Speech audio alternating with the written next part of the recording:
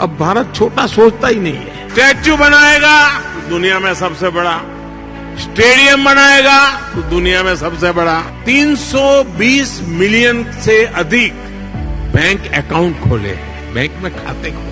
कि अमेरिका की कुल जनसंख्या जितनी है उतने हमने बैंक खाते खोले। 3 करोड़ गरीब नागरिकों के लिए मुफ्त घर बनाए हैं कि ऑस्ट्रेलिया के परिवार को नहीं, ऑस्ट्रेलिया के हर नागरिक को घर मिल जाए, इतने घर बनाए हैं। 55,000 किलोमीटर, 55,000 किलोमीटर नेशनल हाईवे बनाए हैं। यानी स्केल बता रहा हूं मैं, पूरी धरती के लगभग 1.5 चक्कर लगाने के बराबर है।